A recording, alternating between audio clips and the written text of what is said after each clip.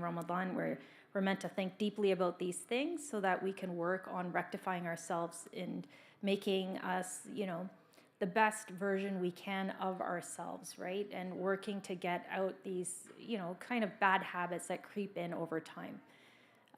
Then he talks about refining the inner self. This is the part of you that nobody else sees. It's between you and Allah subhanahu wa ta'ala, and being aware of any kind of negativity that is within oneself and working to rid oneself of that. And being keenly aware that Allah subhanahu wa ta'ala's gaze is on the heart. So if you have any kind of issue there, that you should work to rectify it. Especially if it's with regard to other people, the best thing that our teachers recommend is making dua for other people, especially if they irritate you. Making the highest forms of dua. And then working to do that. And he also talks about, for the outer self, that one is implementing the sunnah and, working on that as much as possible. Because there's a lot of times in your day where nobody sees you except Allah subhanahu wa ta'ala. So working to make sure that you are, no matter where you go, this is what's important to you and this is what you're implementing on a moment-to-moment basis. And he also emphasized the importance of filling one's day with acts of worship and structuring your time and planning out your good deeds, so that you're working on what kind of record do you plan to present to Allah subhanahu wa ta'ala on the last day. So you want as many good deeds as possible in that. So you would, strive to your utmost to have as much as possible, and you have to sort of plan that out, right? Because something as simple as, for example, a common one that a lot of us neglect might be, visiting elderly relatives, right? Because you're so busy with everything else that you sort of forget about them. So you have to sort of plan that out. When will you visit, your aunt or your uncle or, other estranged relatives, for example, and then you get reward for that. For reciting the Quran, we talked about that in other classes before, the importance of having an amount of Quran that you read daily, that you do not leave no matter what. Ideally, it's in the morning, and striving to increase that until you reach a juz a day. And we're talking about outside of Ramadan. And then he talks about remembrance, that one should strive to be in a state of dhikr of Allah subhanahu wa ta'ala, especially in moments where you're not doing other things, so that, again, you're working on increasing your record before Allah subhanahu wa ta'ala. And again, it also brings the heart a lot of tranquility and peace when you're engaged in remembrance of Allah subhanahu wa ta'ala. I'm going to jump to the topic that we have for today. So then he talks about a number of things. So I would encourage you, as Ustadha Amr was emphasizing too, it's really important to read the Book of Assistance itself, right? And when you read it, it's a good review, even if it's a book you've read before, to revisit it periodically. So that you can work on your implementation of everything that's mentioned there, because you benefit a lot from it, inshallah. So, but the topic for today, let's jump to the topic for today. It was called On Salutations and Salutary Opinions. So here it's talking about like salams, giving salams to people, which is just a very beautiful aspect of the religion, just how we are encouraged to increase the giving of salams to other people, right? So in this one, he talks about, he starts the chapter by talking about that you should greet with salam all Muslims, whether you know them or not, right? So that's important because,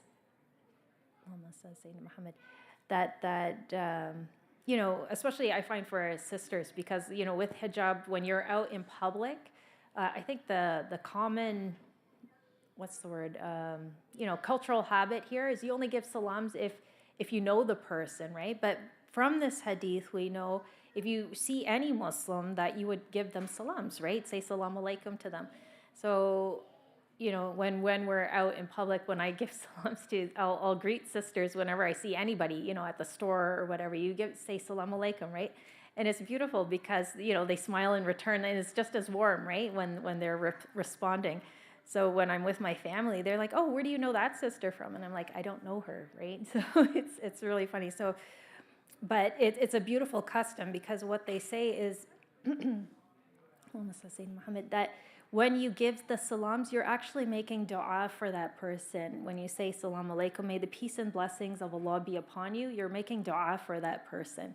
So that's part of the reason that it's so emphasized. And from that it strengthens the community, right? When we're continuously making dua for one another. And that includes the brothers, right? Because if you see a sister, I guess the main marker of is somebody Muslim, if you see a sister with hijab, right? But you, like for the brothers, you might see like they have like a Muslim sister with them, so you'd know that the brother is Muslim. So likewise, you could give like the brother salams, even though you don't know them, right? But that when everyone is making that supplication, our teachers used to emphasize that so much, that make sure you give salams when you see any Muslim, right? Whether they can hear you or not. If they can hear you, that's optimal. But even if they can't hear you, still give the salams, right? Because you're making dua, may the peace and blessings of Allah be upon you. And that, that's something that will count for you. It's a good deed. And the Prophet ﷺ emphasized that we should be giving, afshu as-salam bainakum, spread the salams between yourselves, right? So it's a very important custom that we have within ourselves. In the book, Imam Haddad talks about even if they don't respond, he says to make excuses for them, that maybe they didn't hear you, or maybe you didn't hear them respond. So that's other reasons, so that you don't mind if they didn't respond to you, if you gave salams to them. Our teachers also used to say that, even if they don't respond, know that the angels are responding to you. So don't leave that custom. Also in this chapter on spreading salams, he emphasized the importance of greeting your family with salams when you come home, not to just come home and then just, whatever, go into your office. I'm sure most people don't do that, but when you come home, give salams to the people, or find out where your family is, go and greet them.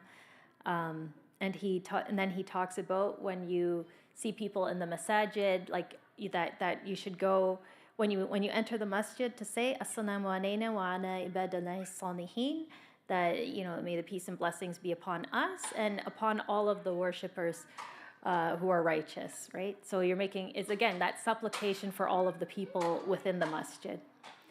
He talks about the etiquette. The etiquette of giving salams is that you strive to be the first person to greet others, not to wait to be greeted.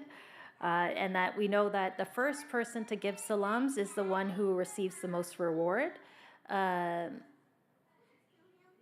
there's a hadith actually that says that the one most devoted to God gives salams first, right?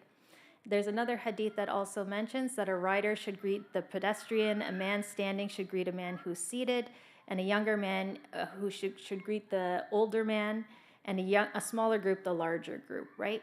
So always strive to be the first to give salams. Don't wait to give, for the other person to give salams.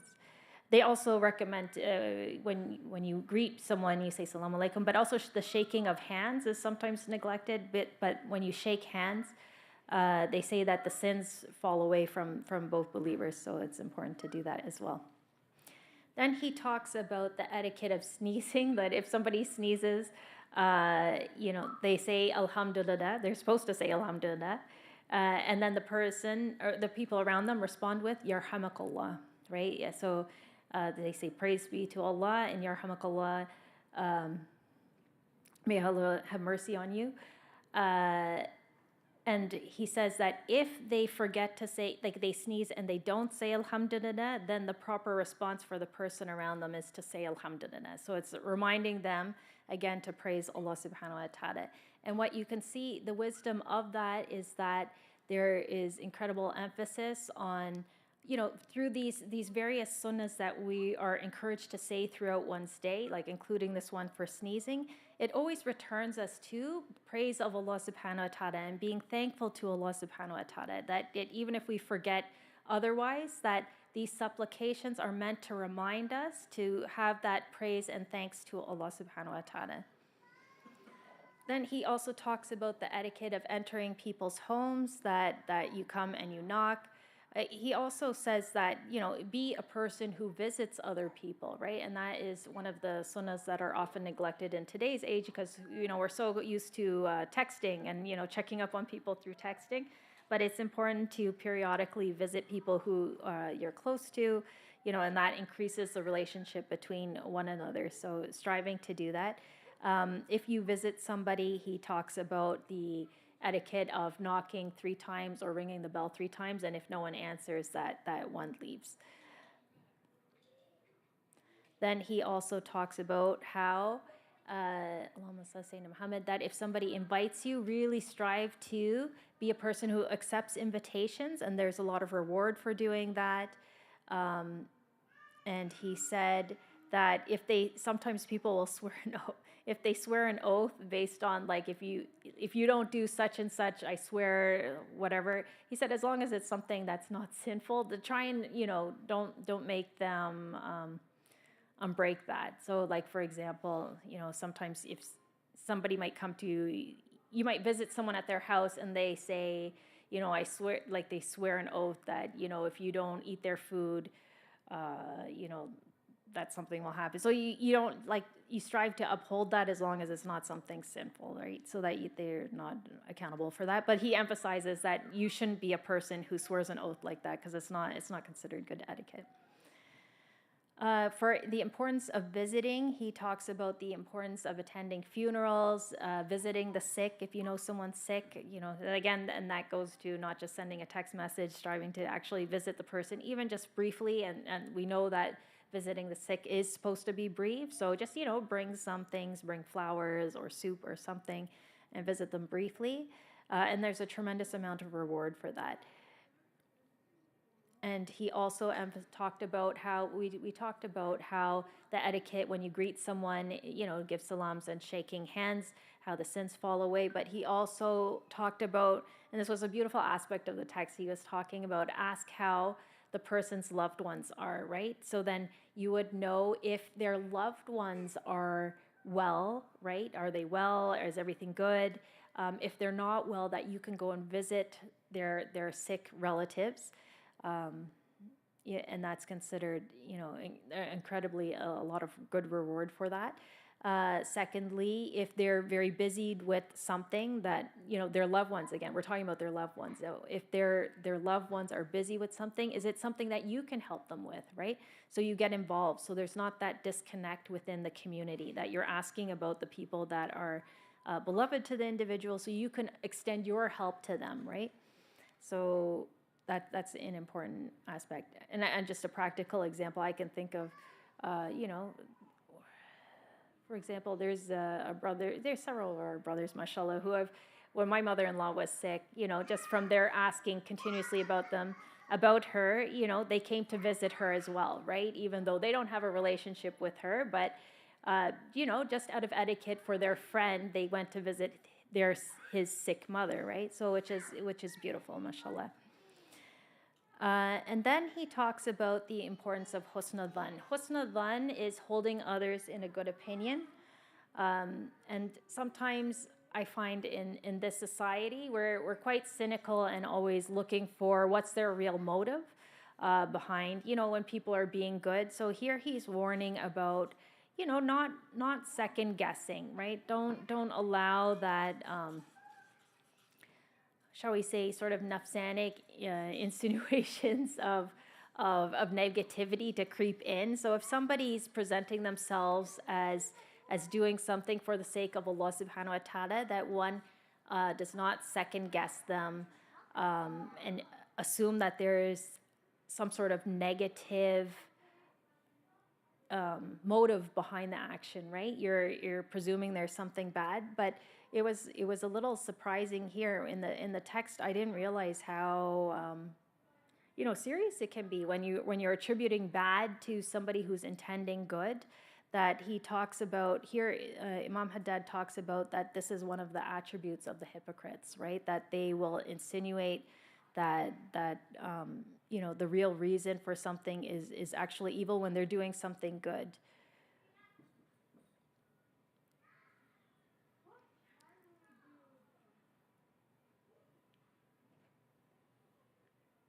Yeah, and he was talking about how if someone's doing something good and you think they have an ulterior motive, know that you are inwardly vile and you're sick inside, right? So that's it's very important. That emphasizes the importance of husna dhan. And he talks. There's a hadith that says, "Invoke God so abundantly that the hypocrites say that you are ostentatious," right? Because that's an attribute of the hypocrites, to think that if somebody is acting religious but they have an actual some sort of weird motive, that it shows a sign of sickness within oneself. So subhanAllah, it's quite serious. And then finally he ends this chapter with the importance of dua. And he says that when you're supplicating to Allah subhanahu wa ta'ala, that it's important to start with oneself. You pray for yourself and then you pray for others, right?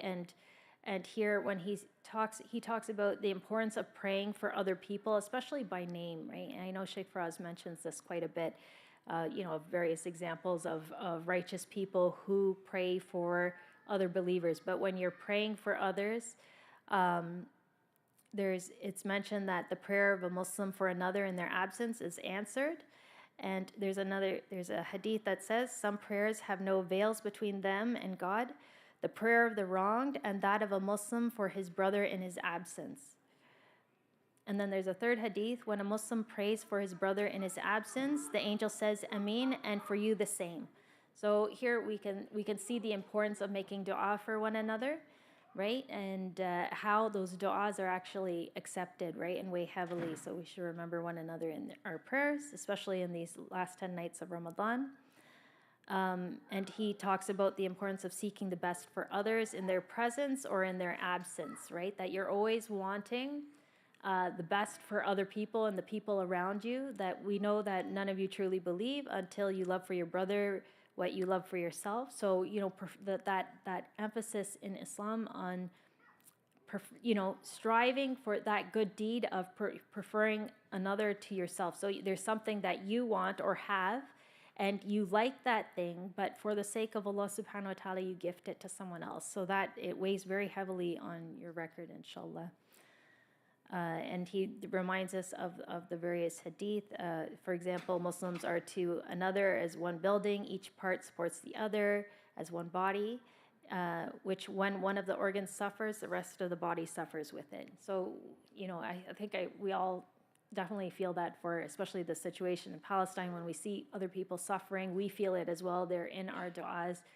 All of these videos that we've come across, it's important to make dua, especially for each of those people, subhanAllah, with the pain that they are feeling. Like, we shouldn't be indifferent to these things. And that's the main thing we could do, that is actually making dua for these people. I'll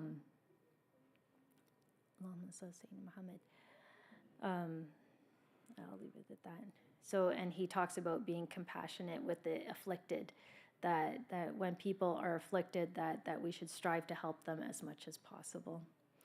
So from this, inshallah, so this chapter on salutations and salutary opinion, we see the importance of giving salams to everyone that we see, striving for that reward, being the first to greet, how we respond to the sneezer, and the supplications in general throughout the day, that we're people of implementation. So again, we've emphasized that, there are many sunnah supplications throughout the day. Be one of the people who are always putting that into practice, right? Whether it be going into the washroom or, entering the masjid, or we know all of these supplications, but are we people who implement them, right?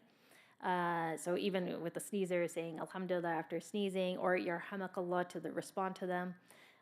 We talked about the importance of answering, people's invitations, importance of visiting, the importance of husna dhan, holding others in a good opinion, not as, attributing negativity to others, especially, not unnecessarily. Always have a good opinion of other people, especially the people at home, inshallah.